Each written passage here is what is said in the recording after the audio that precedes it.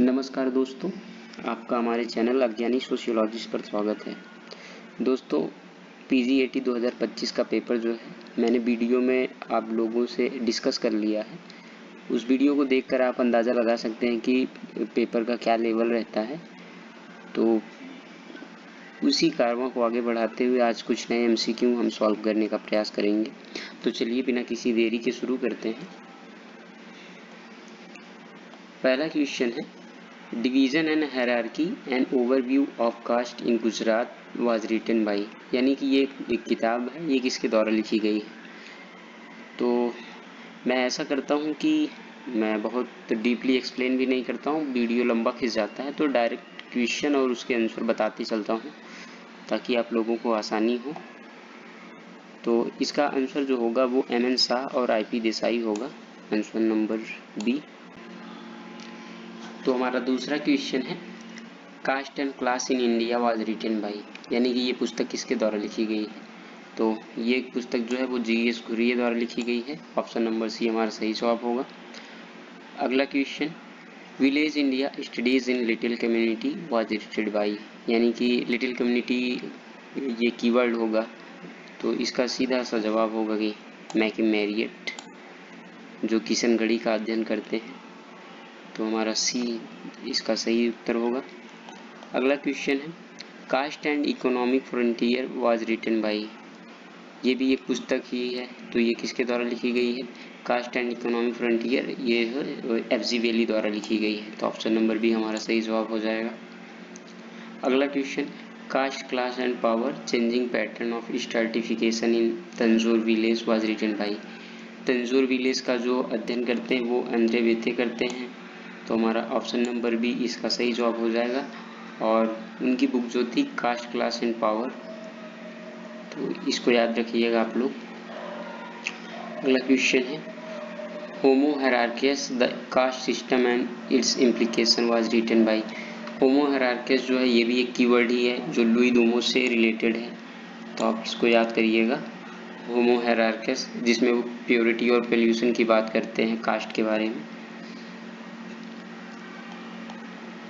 अगला क्वेश्चन है, capital a critique of political economy was written by, यानी कि एक किताब है, ये किसके द्वारा लिखी गई है।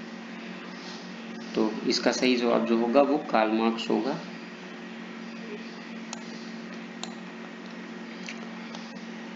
अगला क्वेश्चन है, urban ecology of the Chicago school is associated with, यानी कि शिकागो स्कूल और अर्बन इकोलॉजी किससे रिलेटेड है, और इसका उत्तर जो होगा वो रॉबर्ट एजरा पार्क और आर.डी. मैकेंजी होगा, ऑप्शन नंबर बी इसका सही जवाब।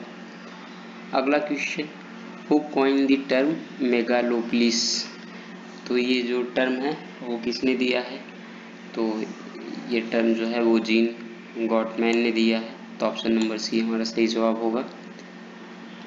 अगला question, who authored magic science and religion, तो ये जो पुस्तक है इसको लिखा है मेलिनोस्की ने, तो हमारा आंसर नंबर सी इसका सही जवाब होगा। ये ऑर्नामेंट्स ऑफ वेस्टर्न पैसिफिक में वो कहीं ना कहीं मैजिक और साइंस रिलीजन की भी चर्चा करते हैं, जिसमें मैजिक की चर्चा करते हैं कि वो वहाँ वेस्टर्न पैसिफिक के लोग किस तरीके से मैजिक में विश्वास करते थे, और साइंस की चर्चा वो नाव बनाने में करते हैं कि पुराने लोग भी जो है साइंटिफिक तरीके की सोच रखते थे, अगर वो ऐसा ना रखते वो नाव नहीं बना सकते, तो वो नाव बनाते थे, तो इस बेस पर वो उन्हें कहते हैं कि वो भी साइंटिफिक टेम्परामेंट के लोग थे। अगला question, the term Disneyization was used by, तो जो डिजनाइजेशन है वो किसके द्वारा यूज किया गया है, तो वो अलान बेरीमन के द्वारा किया गया है, तो ऑप्शन नंबर बी हमारा इसका सही जवाब होगा। और Disney theme park are associated with, यानी कि जो है कि डिज्नी थीम पार्क जो है वो किससे एसोसिएटेड है, तो इसका सिंपल सा जवाब होगा डिजनाइजेशन, ऑप्शन नंबर बी हमारा सही जवाब होगा। अगला क्वेश्चन है, cyborgification of society is associated with, यानी कि साइबो ऑर्गिफिकेशन जो है वो किससे एसोसिएटेड है?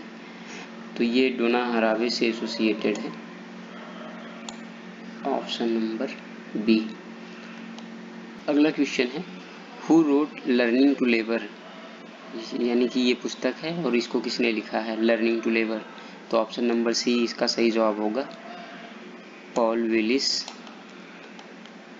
अगला क्वेश्चन है who coin the term of meritocracy in 1958, यानी मेरिटोक्रेसी का टर्म कौन कॉइन किया है? तो option number B Michelle Young हमारा इसका सही जवाब हो जाएगा। अगला question anthropological field work in Andaman and Nicobar island is associated with, ये थोड़ा बड़ा इजी सा सवाल है, तो आप लोग अगर पढ़े होंगे तो पता ही होगा। रेडक्लिफ ब्राउन जो है वो अंडमान और निकोबार आइलैंड का अध्ययन करते हैं। हमारा अगला क्वेश्चन है which theorist view modern society as concern with the consumption of sign. तो हमारा इसका सही जवाब जो होगा option number B Jean Baudrillard. वो यह तर्क देते हैं कि उत्तराधुनिक यानी कि मॉडर्न सोसाइटी जो है जिसमें व्यक्ति सिर्फ भौतिक वस्तुओं का कंजप्शन नहीं करते हैं, वो जो है कि सिंबल साइन का भी कंजप्शन करते हैं। अगला question the black report 1980 is related to, यानी कि जो 1980 में ब्लैक रिपोर्ट आई थी वो किससे संबंधित है? ऑप्शन नंबर सी हमारा सही जवाब होगा, हेल्थ इनइक्वालिटी। अगला question structural strength theory was primarily developed by, तो स्ट्रक्चरल स्ट्रेंथ थियरी जो है वो आर.के. मार्टिन से रिलेटेड है, तो हमारा ऑप्शन नंबर सी इसका सही जवाब होगा। अगला question who distinguished between Gemeinschaft and Gesellschaft, ये बार बार रिपीट हो रहा है क्वेश्चन, इसका जवाब आप लोग जानते ही होंगे, ऑप्शन नंबर सी फर्डिनेंड टोनिस। अगला क्वेश्चन है who road what is sociology, यानी कि व्हाट इज सोशियोलॉजी के लेखक कौन है? तो option number C Norbert Elias. अगला question the social system was written by, यानी कि सोशल सिस्टम पुस्तक जो है वो किसके द्वारा लिखी गई है? तो इसका ऑप्शन होगा टालकट पार्सन। और सोशल सिस्टम की बात जो है वो टालकट पार्सन्स करते हैं, जहाँ भी सोशल सिस्टम है वहाँ आप दबा के सीधा पार्सन्स को टिक करिए। अगला क्वेश्चन है Indian society was written by, यानी कि इंडियन सोसाइटी जो है वो किसके द्वारा लिखी गई है? तो हमारा इसका सही जवाब जो होगा वो होगा एस.सी. दुबे।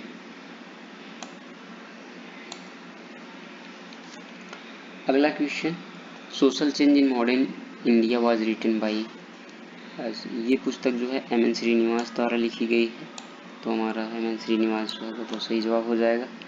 अगला क्वेश्चन है themes and perspective in Indian sociology was written by, ये भी एक पुस्तक ही है, ये जो है डी.एन. धनागडे द्वारा लिखी गई, तो हमारा ऑप्शन नंबर सी इसका सही जवाब होगा। अगला क्वेश्चन है national AIDS control organisation was established in, यानी कि नेशनल कंट्रोल ऑर्गेनाइजेशन कब एस्टेब्लिश्ड हुआ था? तो हमारा इसका सही जवाब जो होगा वो 1992 होगा, ऑप्शन नंबर सी। अगला क्वेश्चन है narcotic drug and psychotropic substances act was passed by, यानी कि ये जो एक्ट है वो कब पास किया गया था? तो ऑप्शन नंबर बी हमारा इसका सही जवाब हो जाएगा 1985। अगला क्वेश्चन है dowry प्रोहिबिटेशन act was passed in, यानी कि दहेज निषेध जो है कब लागू हुई थी? तो 1961 हमारा इसका सही जवाब हो जाएगा, ऑप्शन नंबर सी। अगला क्वेश्चन है protection of women from domestic violence act was passed in, यानी कि महिलाओं को जो है घरेलू हिंसा से बचाने के लिए एक्ट कब लाया गया था? और इसका सही जवाब जो हो जाएगा 2005 हमारा सही जवाब होगा। अगला क्वेश्चन और लास्ट जो है रोल बार्गेनिंग और रोल स्ट्रेन किससे एसोसिएटेड है?